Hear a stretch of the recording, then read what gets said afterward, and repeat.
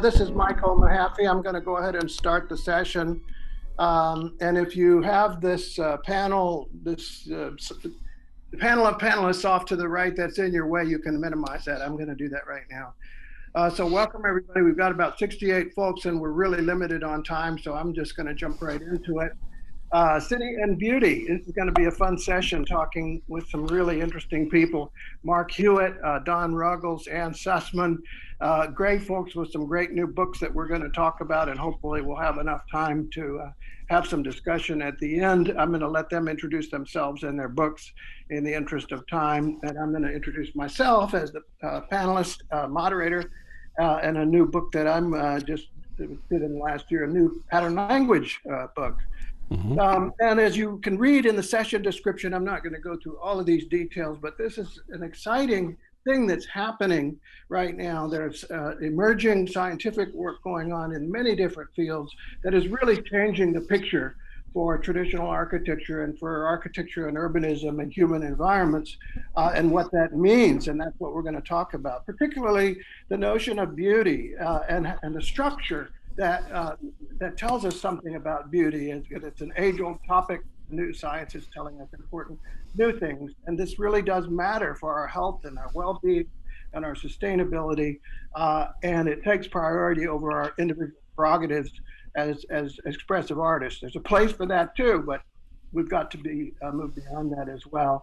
And there's fertile ground here for development of practical tools and approaches, and cutting through this sort of meaningless style wars that are sort of he said, she said arguments about which kind of object building we like and whether we're modern or with it and so on. It simply points to a growing body of evidence. And this is at a particularly urgent time in our history with unprecedented rapid urbanization going on, sustainability crises. Clearly, we cannot afford business as usual. We're going to have to do better. And as the new research is showing, there are ways to do that. There's something we can learn from the methods for enriching the beneficial characteristics of human environments that we can learn from our history and our nature. And that's what the new research is showing us. Learning objectives, I'm not going to go through these in detail. If you're doing continuing education, you can get these from the program or from the slides I think will be available. I will mention some questions for discussion. How do these new insights change our picture of what's going on in our built environment and the particular characteristics? What are those characteristics? And how do those relate to the characteristics of traditional and classical architectures across human history? And why is there a relationship between these characteristics and what might have ended that relationship in our more recent history, and what does that mean for our future and where we're going?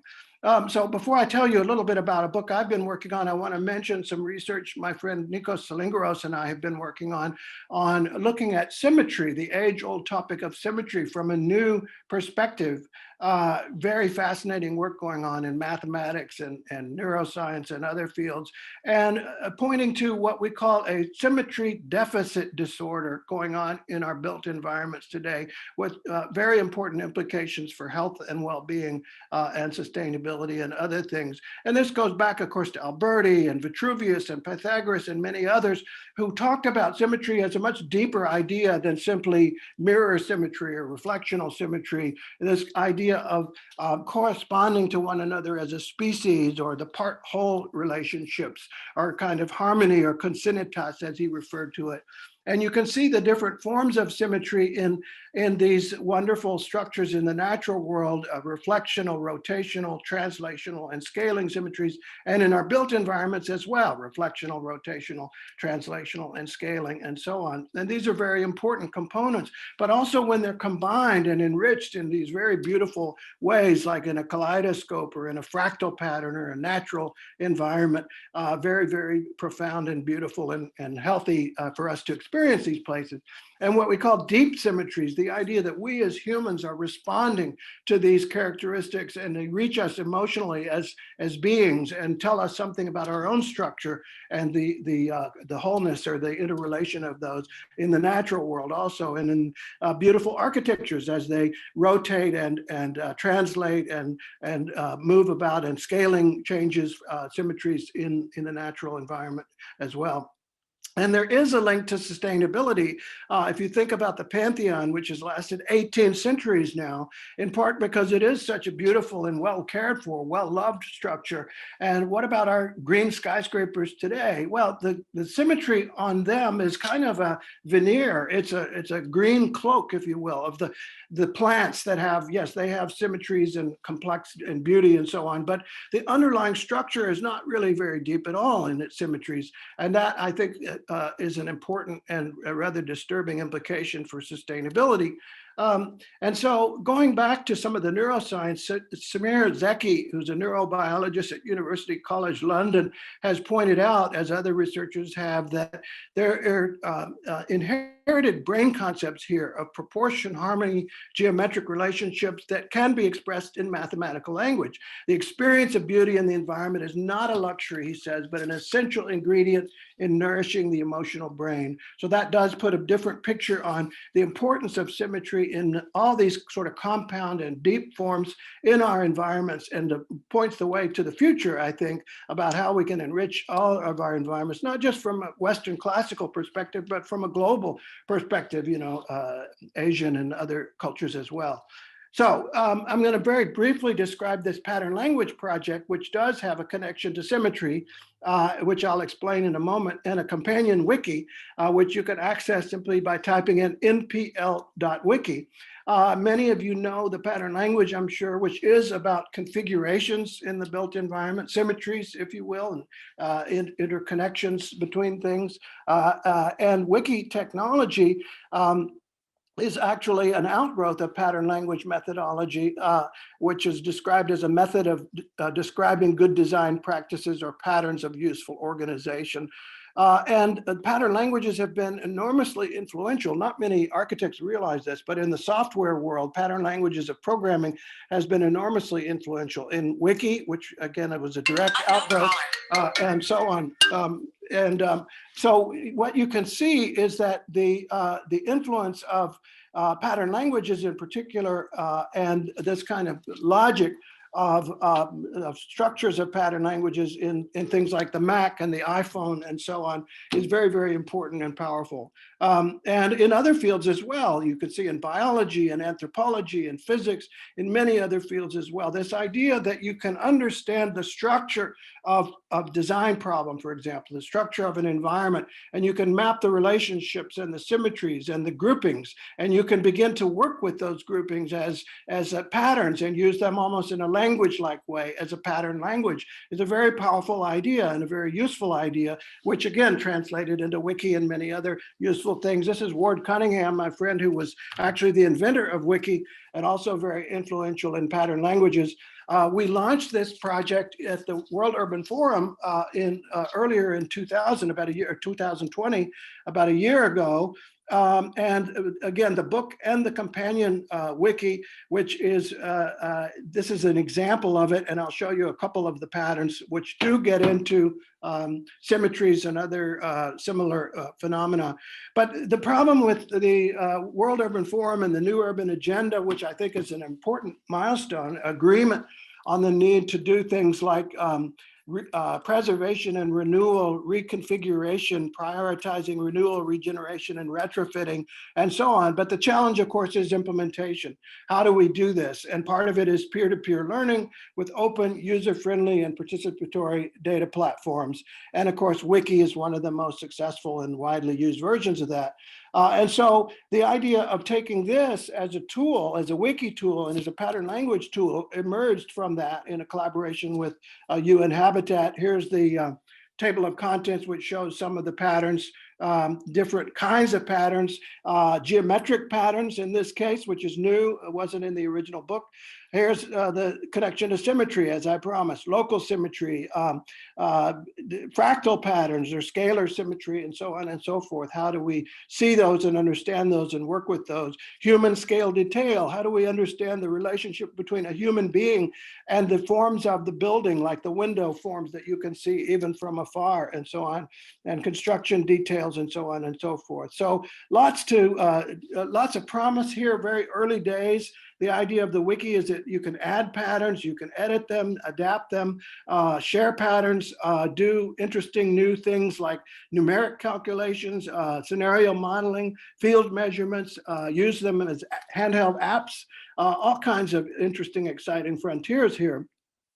And partly the community can use, different communities in different parts of the world can use their own federated pattern languages to work in their own areas. So exciting stuff, I think, early days. I encourage you to play with the wiki, npl.wiki, or get the book, of course. I'll shamelessly plug the book. And that's enough for now. Thanks. So let me turn it over now to, I think we're just going to go alphabetical. So Mark Hewitt, if you'd like to jump in. Yes, let me share my screen if I may, and go, let's see, first I'll go to play and I will, I'm sorry. Hold on just a moment.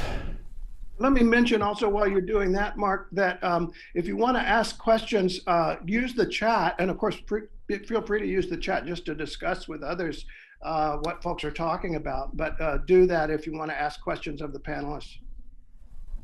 Thank you. Let me hit play, and I'm hoping, can everyone see this particular screen? I think you can. Yeah. Okay. My book is called Draw in Order to See: A Cognitive History of Architectural Design. It was published in 2020 by Oro Editions, but I'll mention that I sent the book out to virtually every publisher, including Yale University Press and W.W. Norton, that had published my previous book, and I was rejected by every traditional architectural publisher in the world, and alas, that caused me to have to go to another platform. My book is really arranged in three parts. The first talks about, gives a sort of primer on visual perception and neuroscience, and that primer, I think, is important because architects generally, as people in ANFO will tell you, are not aware of the kind of research that Michael was just discussing. There's a tremendous amount of new research on what's called enacted or embodied cognition that will change the way that we architects look at the world and will change the way that we have to design buildings. And so I think it's absolutely essential that this kind of research is imbibed by architects, let's say, especially in school. I also have a chapter on what I call mimesis, memory, and enactment. And we know from the recent neuroscience that the imagination engages our whole human being, the body, the memory, emotional associations with places, and our motor skills. And only when we are fully engaged in that way can we design beautiful places. So this research is going to revolutionize the way we teach architecture, the way we practice architecture, but only if we recognize that we can't be Cartesian dualists anymore. We can't assume that the brain and body are separate. They are linked. We can't assume that we have rational capacity the way we thought we did. Those things are myths. But as we look at things like creativity, we also have to understand that creative thinking requires full sensory engagement with the emotions, with so many other things in addition to our rational capacities, especially sensory motor things. And those are really some of the most important things that we have to engage. Design cognition is not linear. It consists of action perception loops. This is a diagram that I created for the book. It's also in a paper I did on Alvar Aalto. And what you see essentially is what an architect really does is not a decision tree, not a logical decision tree, but it's a series of loops. You begin with an inchoate idea, which you see at the center of that diagram. You may then produce a sketch. And all of these things that we see as visual aids to our design are in fact what are called exograms. They're ways in which we can use what's called external memory, since we don't have enough memory to retain the whole building in our minds as we design it. We have to actually draw or create these exograms in order to think about design. This is something that we've known intuitively over the years, but neuroscience proves that we have to have loops between our hands and our eyes and our imagination every time we design something, a building being one of the most complex things that we know that we design. And so these exograms get more and more complex, but they're in a kind of a language, a visual language, that is an adjunct to our thinking. And in fact, the science actually tells us that we are not actually thinking in some kind of abstract way. We actually use in our brains the drawings that we make as a thought medium. In fact, these drawings become part of our subconscious thought patterns. And so this is a very important idea that architects have not generally understood, but if we understand the neuroscience, we'll understand the architecture. So the second part of my book, which is really a history of architectural design, is in fact where I get into aspects of classical design that have really been persistent throughout the ages, especially since the Renaissance. And we know that before about 1420, no buildings were actually depicted prior to being built, completely depicted. Now, there were drawings used by Gothic architects and Roman architects and Greek architects, but they were essentially schematic. They might be one or two drawings that were used before a set of specifications was written. Syngraphai, the Greeks used syngraphai. The Chinese had specification books. The Yingshao Faxie is one of their early books on this.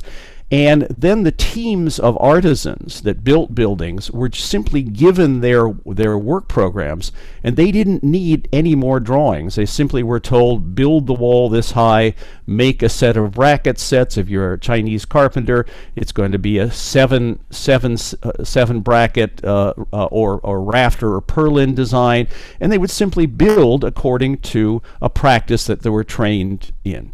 Depiction was unnecessary because we essentially had whole groups of artisans, crafters, and I call this the crafting era, who simply understood how to build. And buildings were not complicated enough to require an elaborate set of working drawings before about 1420. The discovery of depiction happens after Brunelleschi designs Florence Cathedral, but in particular the St. Peter's workshop that all architectural history students know as fundamental to our training in the history of architecture, was in fact the first modern architectural practicing workshop. And it was the reason it was the first, partially, is because so many great thinkers, great architects were involved in it. Virtually every important Renaissance architect, excepting perhaps Palladio and a couple of others, were in this workshop. Sangallo, Antonio da Sangallo, the younger, so many other great architects were in fact part of this endeavor. And the practice of architecture was then invented, and largely the two most important individuals in this are Leonardo da Vinci, who invented the means of drawing that these architects use. He actually invented the sketch as a drawing medium, and of course he invented this partially because paper was finally being made in large quantities during the Renaissance, allowing these architects to throw away sketches, to make multiple variations on a design. Michelangelo, who was trained as a stonemason, was the first modern architect in the sense that he understood that without full depiction, including models of his buildings, you couldn't design or build what he was conceiving. His buildings were too complicated, and so when he, in fact, ascended to the head of the Fabrica at St. Peter's, he became the first modern architect to insist on full depiction of buildings. And with him, we got the method which the Italian has called disegno. Disegno esterno, disegno interno, a kind of Platonic means of taking the ideal form in your brain and building it in by drawing it out. So disegno persisted in Western art until about 1920, in fact, and training in disegno required coordination of the hands and eyes. Only after this was mastered was it possible to judge the aesthetic quality of buildings, cities, or landscapes. And this is aesthetic judgment within the mind of the creator. This practice went to Paris. When architects from Paris went to Rome to draw Roman buildings, they brought back what they called dessin géométral. I misspelled dessin, should be two S's. Dessin géométral, which was practiced at the École des Beaux-Arts from the early 19th century until 1968. This system trained so many of the greatest architects, including many of our modern architects, Lucan, Robert Venturi, Carlo Scarpa, Alvar Aalto. These were architects all trained in the Beaux-Arts tradition, and of course they were the form givers in modern architecture. Walter Gropius, as Anne will explain, was not trained in a Beaux-Arts tradition, and his architecture suffers from it, suffers for that. Thomas Telford, the first engineer, was trained as an architect and a stonemason. He did not advance the idea that there was an engineer's aesthetic when he built his bridges or his roads. It was only Le Corbusier who gave us the myth that there was some kind of aesthetic with engineers. Well, there was no aesthetic. Engineers are not interested in aesthetic things as a rule. They are interested in function. And so functional things came into our lexicon through people like Le Corbusier, but they were never a part of architectural design in a traditional sense. And it's led us to the place we're in now, where we're in a tremendous professional crisis. We have starchitects, we have computer-aided design, we have a breakdown in the studio system in our educational institutions. We are suffering in a way that we've never suffered before, and architecture is losing its identity in the process. Cognitive science shows us the way forward, which is a return to time-tested design thinking and education in visual judgment using hand drawing. And I'll leave you with the fact that Harley Jessup, the head of Pixar's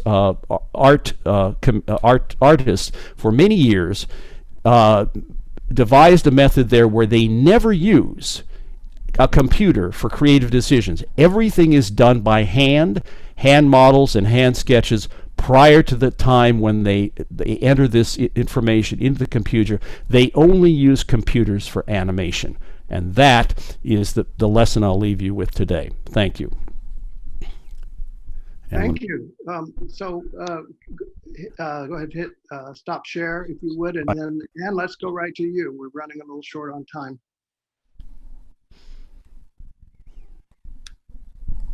Am I next? Or is Don? Yeah, next. Anne's next. Okay. I can go now. I'm ready. I'll go. Yeah, go ahead, Anne, and then Don, just make sure you're ready also. Go ahead. Okay, so I'll talk very quickly. We're running short on time, and these ideas are fantastic. I'm so honored to be speaking with you guys today. I'm going to talk about the subliminal brain and how we can now understand how our brain works and how it's showing us we're actually animals, something we never talk about. What we can now do are the very sophisticated technologies which show how you take in classical architecture.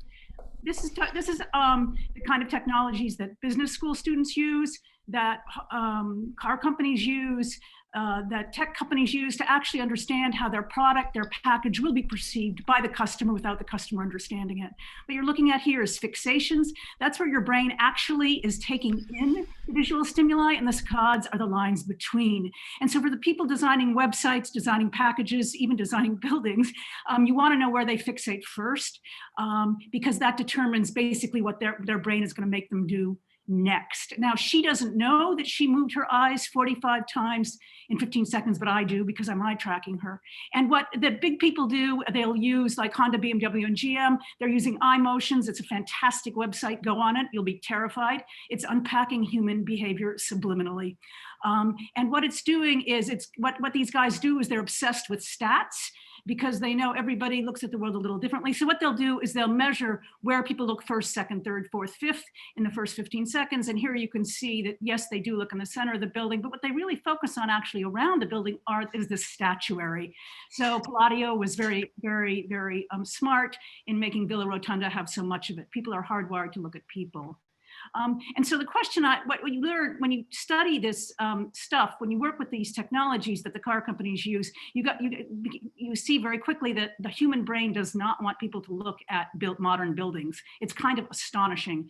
3M VAS has some amazing vision scientists. They've come up with visual attention software, which you can get for about $50 a month.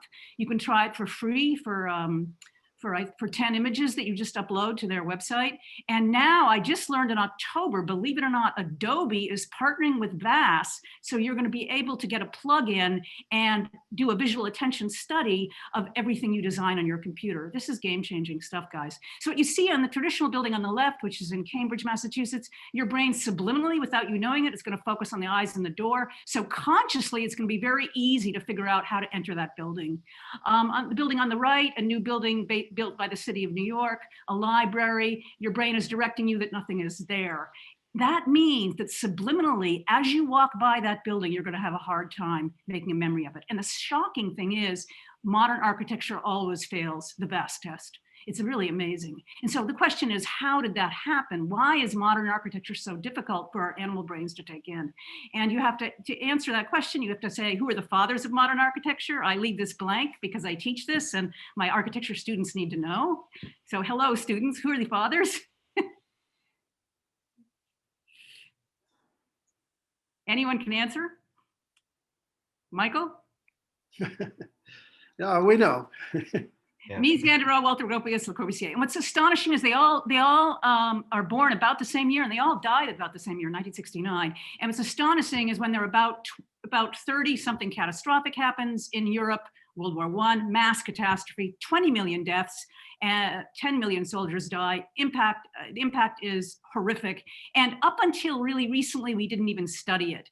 And now we're starting to study more about what PTSD, one of the impacts of the war, post-traumatic stress disorder, what it actually does to the brain. Only in the 1990s could we do magnetic resonance imaging, which shows that if you've been through Vietnam or you've been through a catastrophic war, your brain will actually have different brain architecture. Okay, more than 20% of soldiers suffer from PTSD. 10 million soldiers died. This is from Jay Winter, professor emeritus at Yale, who made it his career to really try to figure out how many deaths, how many casualties were in World War I. And so this is the big idea that has really gained credence in the 21st century. The PTSD completely rewires your brain. Your body gets stuck into fight or flight. And you are not even consciously aware, because it's your subliminal brain that you don't even know you have directing you. Okay. And so the big book that came out about this, New York Times bestseller, The Body Keeps the Score by Bessel van der Kolk, whose father, by the way, was in Auschwitz. Anyway, so it figures the son would write a book about this.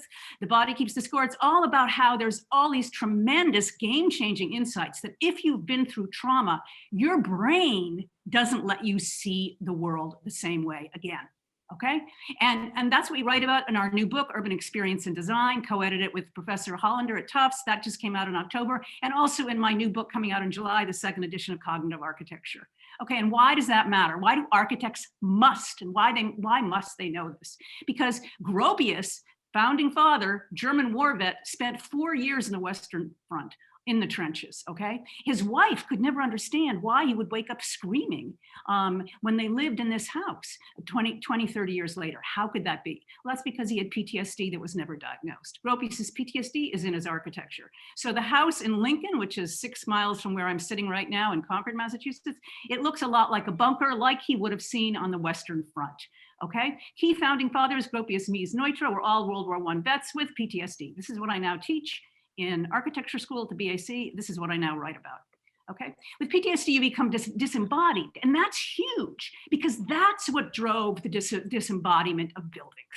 Okay, so just like what's astonishing is this is the house on the left is the traditional New England house directly opposite the driveway of the Gropius house, right? And you immediately find the front door, and the house looks like it's ready to see you.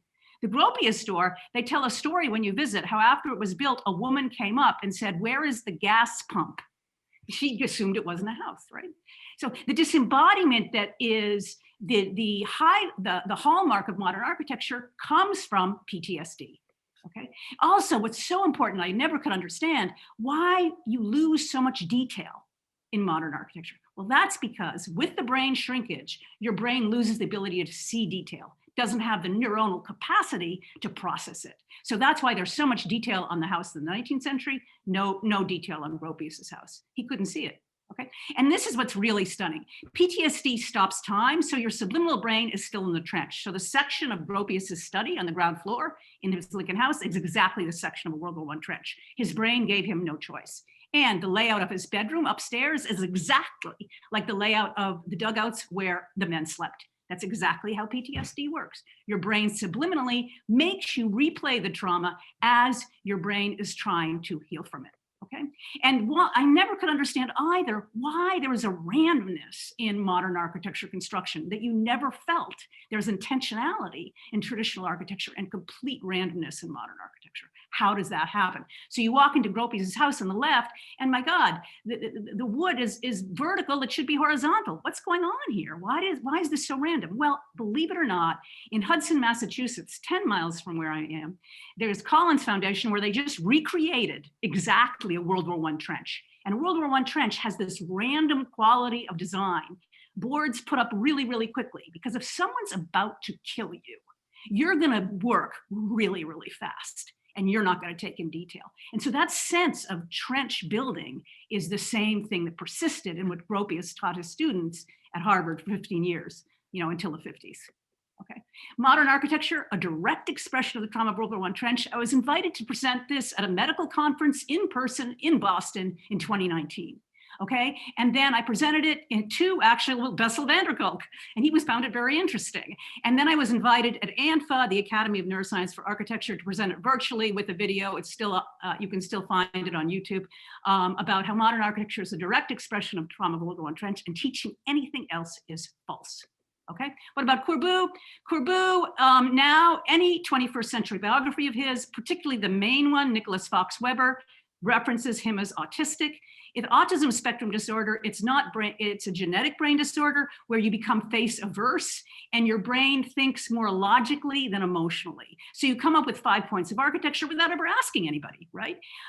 We've corroborated Courbet's retrospective diagnosis. You have to do this with respect and care with 3 MDs here in the UK. Okay, and what's fascinating though is when you do eye tracking, it's mind blowing. What you see is here's a kitten. Where do you think the neurotypical person is looking? Which one is that? The left or the right? The neurotypical view is the left.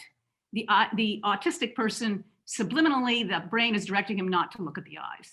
So this is why eye tracking is used with infants at 2 months old. They can tell, they can already diagnose autism.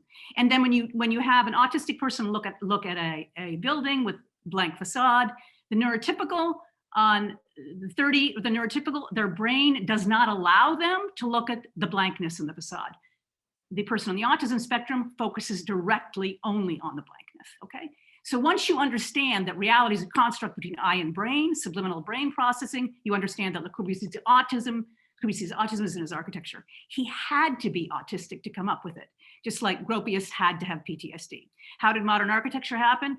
Relationally compromised people with atypical subliminal fixations came up with it. after a catastrophic world catastrophe, World War I, and an urge to bury the past, along with an economic power structure still in place today that's willing to profit from it. You can read about this in the Common Edge article, The Mental Disorders That Gave Us Modern Architecture, as well as in the new book, Urban Experience and Design. Okay, so the impact of World War I, to wrap up here, is dissociation becomes the hallmark of modern architecture. Why? Because of the catastrophe that people lived through who survived it. Architecture becomes avoidant. It's no longer about that implicit relationship where you feel you're in a human place. It's an external expression of internal brain structure. There's a great quote from Dr. Bessel van der Kolk. He says, hurt people hurt other people. Those 5 words really express in a way what happened with modern architecture. Okay, so this is concluding slides here. Architecture is actually an external expression of evolution and the hidden internal brain structure that makes us. Traditional architecture mirrors it. This is easy to take in, making us feel more human. Modern architecture does not and cannot, because it mirrors the fragmented, damaged brain architecture of the World War I vets who came up with it, along with the urges of a post-war world to incorporate mechanical thinking everywhere and embrace that ultimate killer of the public realm, automobiles. And I think this is basically it. The Human Architecture and Planning Institute. So we really see that architects need to be educated about how human perception happens. Right now, all the science is actively used to make people buy more stuff. Nobody's using the science to really build a better public realm that enhances our communities, okay? And then just quickly on the books, Age of Insight, this is brilliant. Eric Kandel, Nobel Prize winning neuroscientist. He's writing about how the brain works, how it's biased to see faces all the time. And so of course he puts a face on the cover. Blind Sight is a new book, believe it or not, by a business professor and a psychologist, all about how corporations manipulate people subliminally. Okay, that's it. Thank you. So we're really short on time now, so we want to move right to Don Ruggles' presentation. Don, are you ready? And Anne, if you'll hit stop share. There we go. I'll just mention while Don is setting his up, another interesting point is that Le Corbusier, Gropius, and Mies were all interns with Peter Behrens in Germany, in Berlin in 1908. Very fateful year. So that predated as a kind of point of debate, perhaps, Anne, that would be interesting to explore that, whether, maybe there are multiple influences here we could talk about. We could talk about it. We could talk about it, but. Are you ready? Is my screen shared? I've been clicking on screen share. Try it now.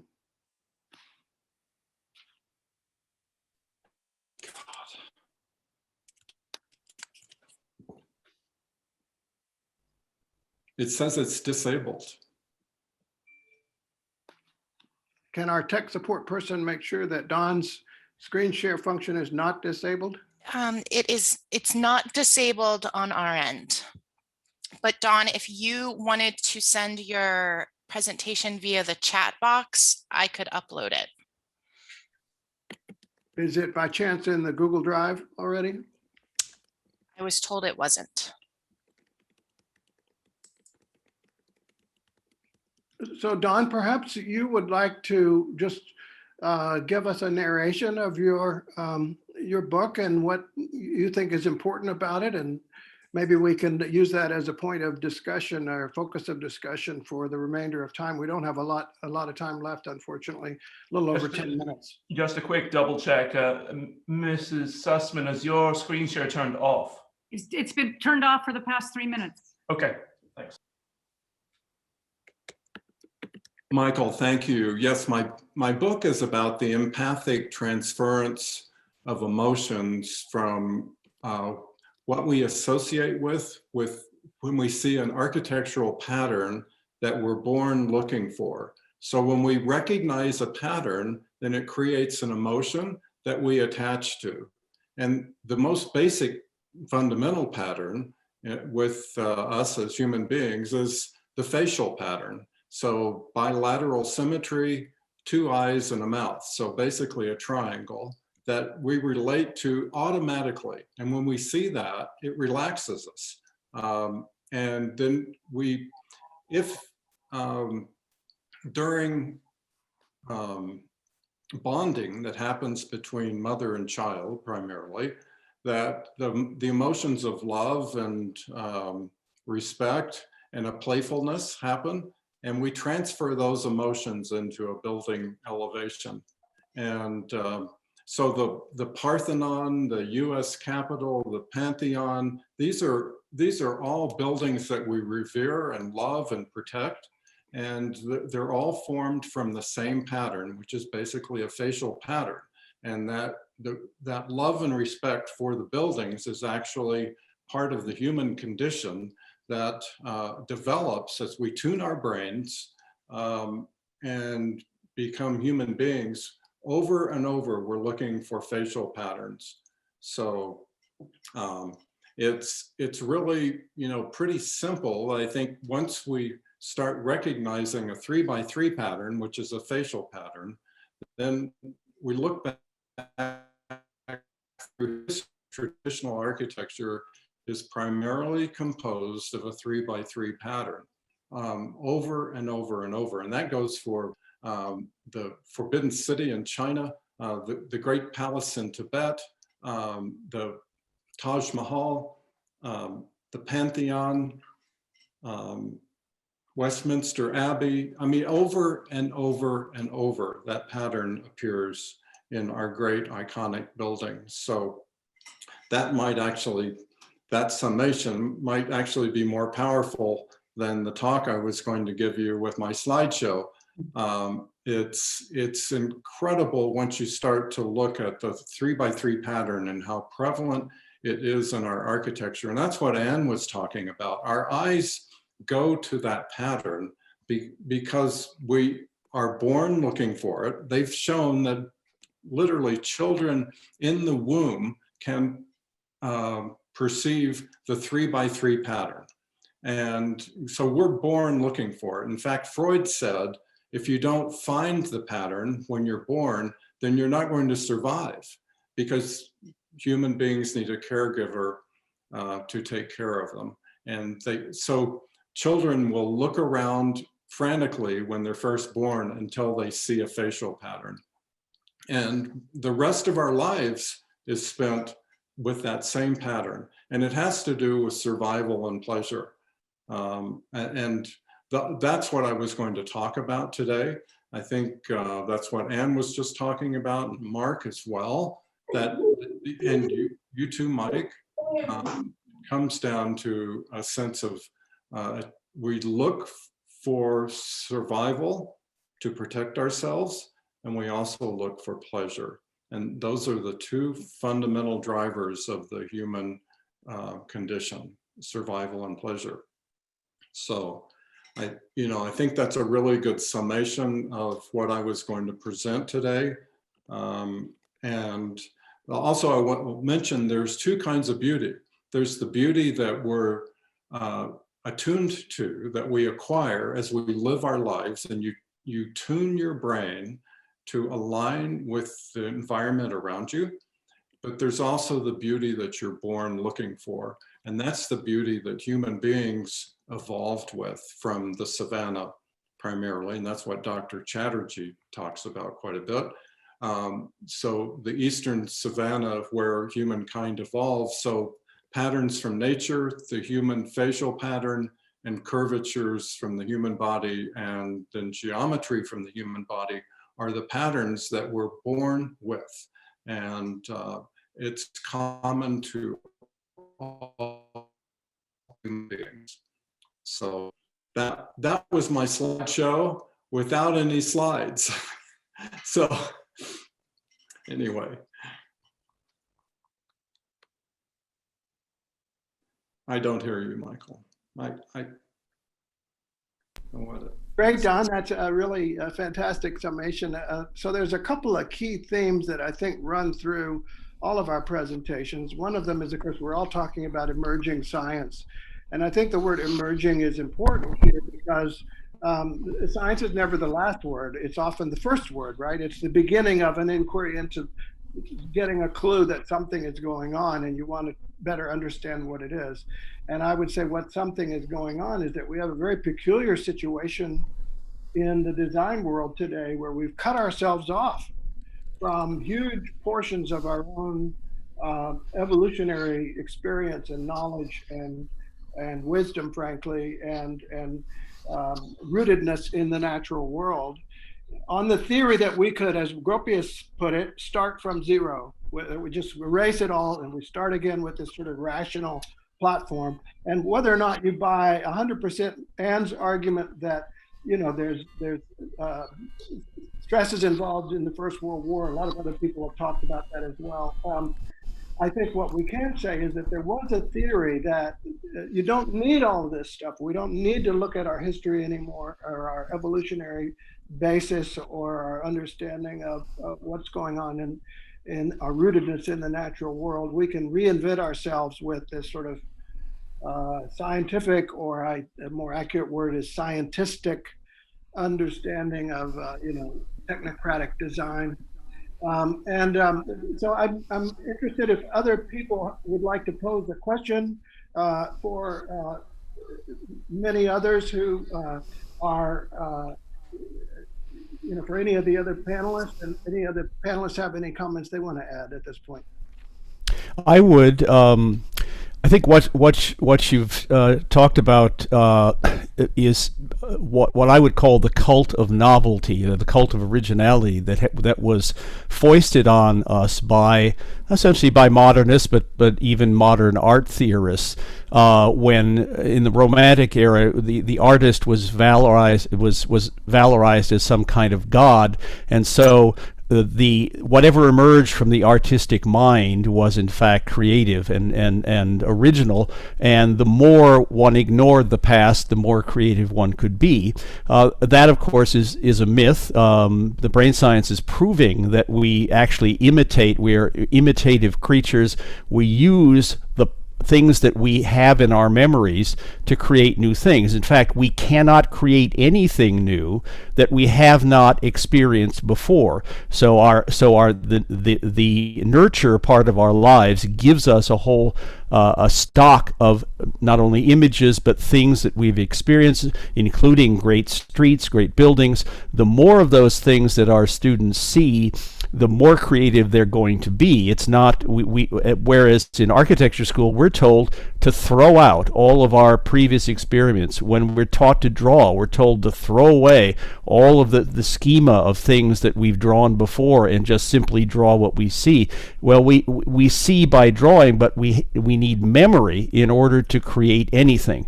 And the memory is the storehouse of experience.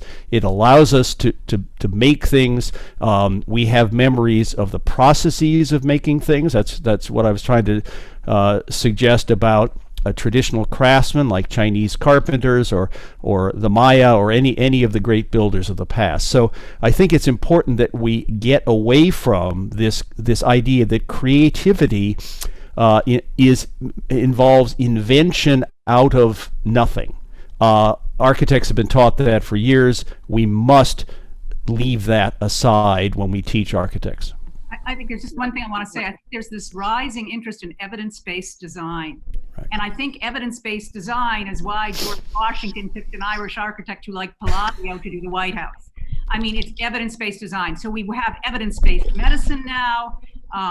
You've got to have evidence-based design in architecture. And if we insist on that and connect it with the increased concern because of COVID with health, I think we can maybe make a difference. I've just been asked by Diane Drago to mention that there's an evaluation form that you can access and encourage everybody to do that. I mentioned very quickly the fact that Gropius, Mies, and Corbusier were all interns of Peter Behrens in 1908, the year, incidentally, that, or almost the year that the famous paper by Adolphe Loos was written, Ornament and Crime. And at that point, there was clearly a sense that the world was going to change and that we were different human beings, and it was all about industrial might and power, and we could no longer and did not even need to do the sort of fussy ornament and so on and so forth, that this was a new era. Maybe that was a precursor to the trauma of the wars, which was certainly real, and I don't doubt that.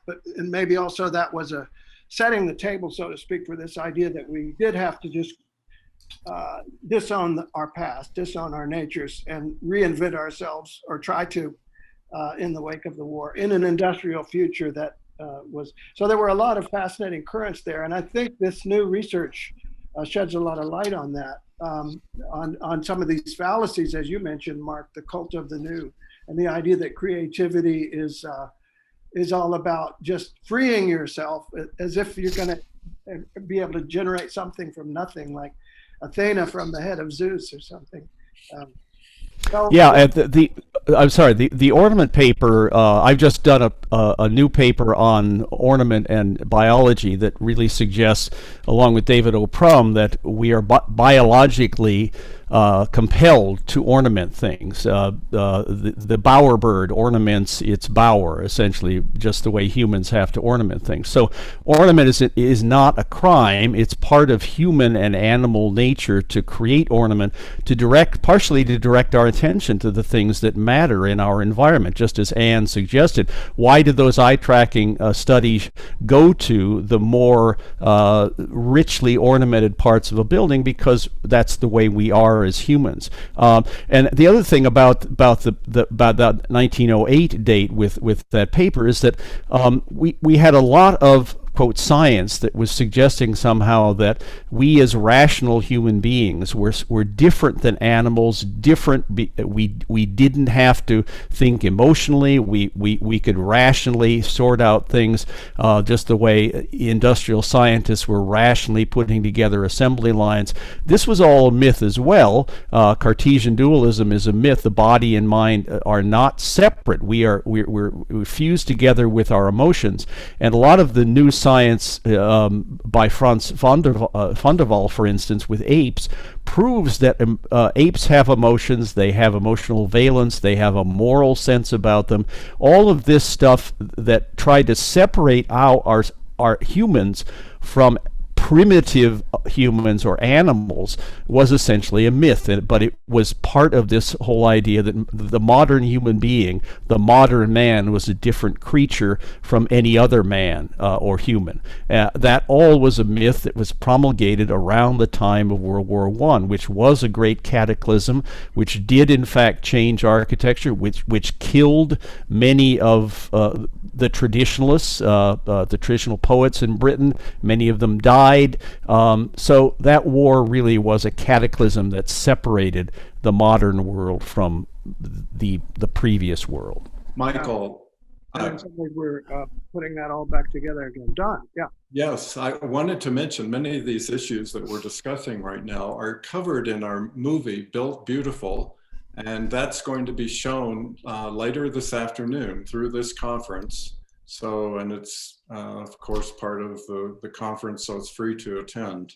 So, and it's a wonderful film. Anne and I think saw it when it was presented at the BAC. It's Don, I can't thank you enough for it. It's really, to me, it's the best introduction to this science for architects that we could possibly have, and I really commend you for doing it. And I hope that PBS, which is trying to get to show it, does in fact show it. The PBS shows lots of things about modern art. They should show this film, no question. Thank you. Anne is in the film, Anne Sussman, and also Nikos and Nicholas Boy Smith. So Dr. Chatterjee has a wonderful section. Well. Yeah. Yes, of course. So hope you all can attend. I know we're supposed to go to 10:50. I don't know if we can keep going, if that's for the tech support people or the conference organizers. Hello, Michael. This is Patrick. Patrick Webb. I think, unfortunately, I mean, this has been fantastic, but our time might be drawing to a close now. Right. I just want to maybe express a final thought, and then later, if you guys might be available for our cocktail hour, I think I personally would love to have some time with you. I think it'd be great if we could do a group breakout room sometime. That'd be awesome. Okay, that's a Yeah. request. I think we can accommodate that. Yes. This has been very fun, everybody, and Michael, you did a super job. Thank you. You did a super job. Mark and 86. Michael, thank you.